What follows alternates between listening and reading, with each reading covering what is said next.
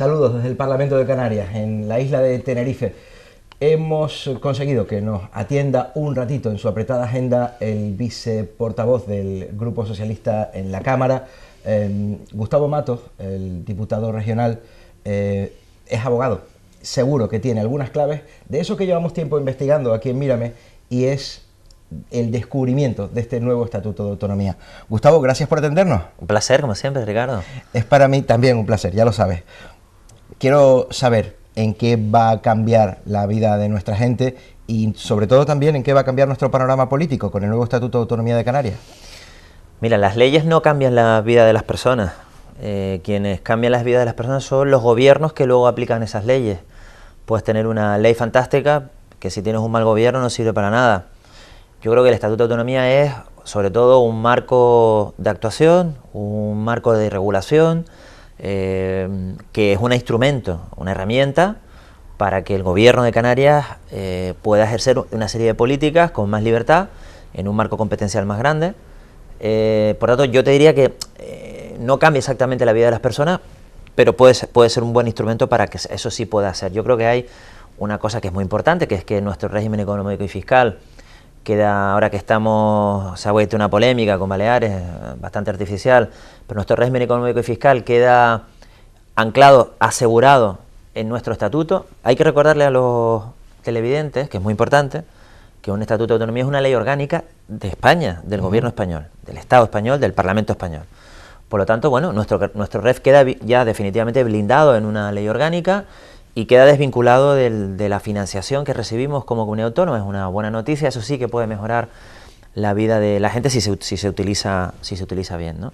Y luego tiene otras modificaciones que tienen que ver con la ley electoral, con la posibilidad de cambiar un poco el panorama político, que eso sí que puede tener también su trascendencia, ¿no? Estamos a muy poquito tiempo de unas elecciones y me toca preguntarte por eso que acabas de decir.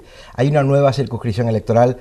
Yo tengo la impresión, por cuando les escucho a ustedes los políticos, que ningún grupo político, ningún partido político tiene claro cuál va a ser el encaje de esa nueva circunscripción en el resultado y hay 2 o 3 diputados más en el Parlamento a partir de la próxima legislatura.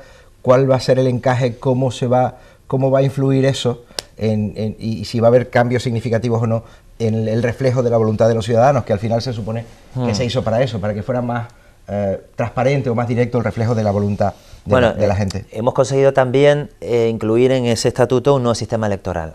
Yo creo que había un clamor social en Canarias de que nuestro sistema electoral es un sistema injusto. Es un sistema que ha permitido que la tercera fuerza en votos, que ha sido Coalición Canaria, tenga más diputados, ha permitido que la primera fuerza en votos, que hemos sido los socialistas, tengamos menos diputados, ha permitido que una alianza política entre el Partido Popular, Coalición y la Agrupación Socialista Gomera, que representa menos canarios que lo que representa el resto del Parlamento, pues hayan tomado las decisiones más importantes en esta legislatura. Eso es una anomalía, ¿no?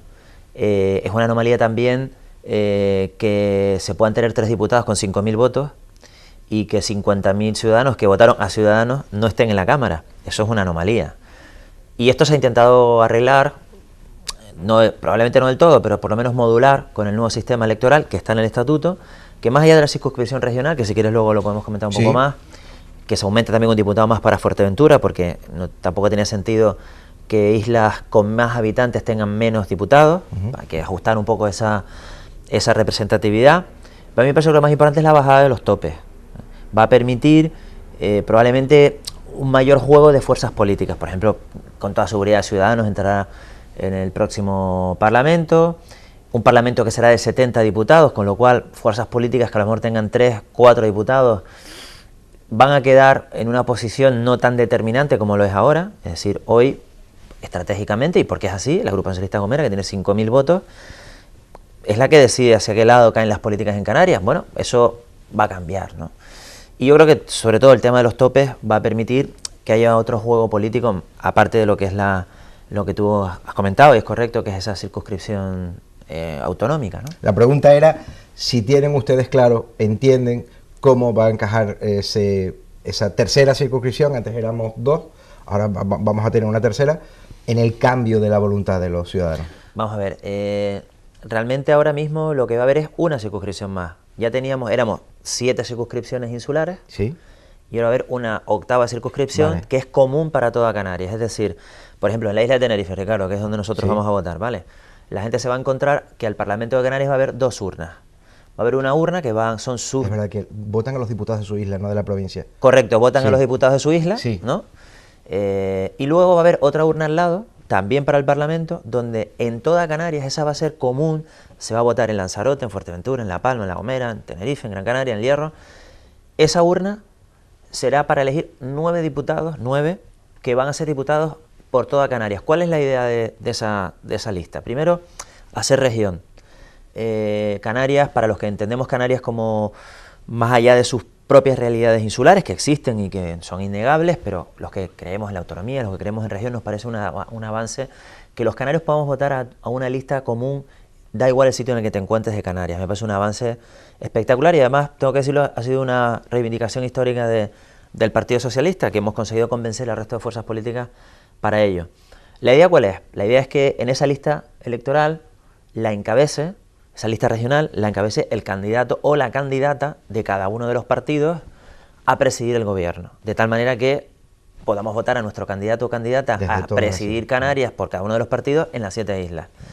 Hasta ahora lo que hemos hecho es elegir a nuestros diputados y luego los diputados eligen al presidente. Eso no cambia porque no estamos en un sistema presidencialista.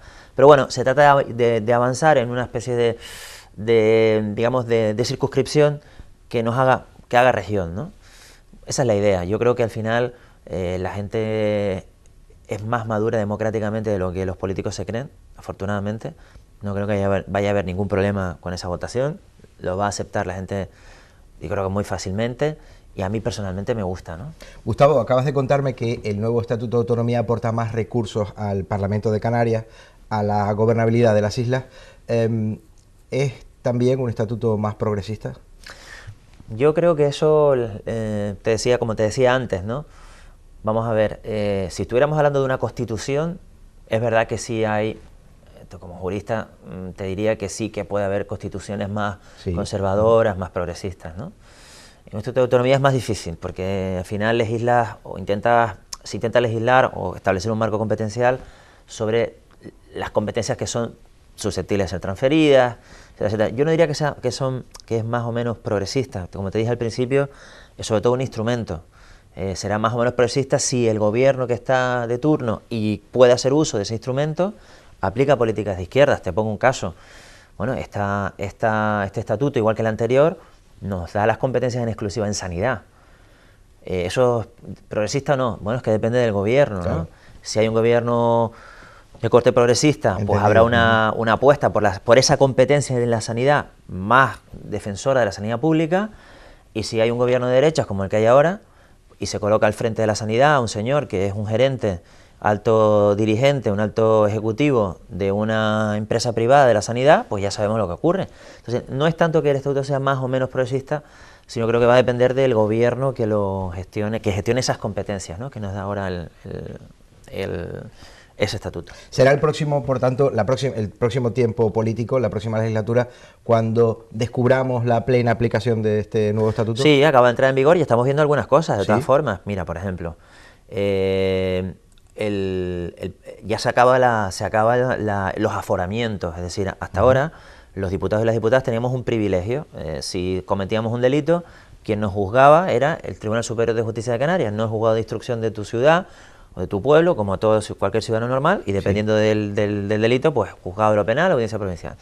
Eso ya ha desaparecido, pues mira, tenía un efecto inmediato, que es que el presidente del gobierno, que está inmerso en una causa procesal, pues su caso se va del TSJ y se va al juzgado de Laguna, por ejemplo. Se están empezando a dictar los primeros decretos ley, hasta ahora no existían. Sí. El gobierno no podía dictar decretos ley en Canarias, ya se recogen en el estatuto. Es una novedad muy importante, todavía ni siquiera se sabe muy bien cómo el procedimiento luego de convalidación, porque es una novedad, pero eso también es importante.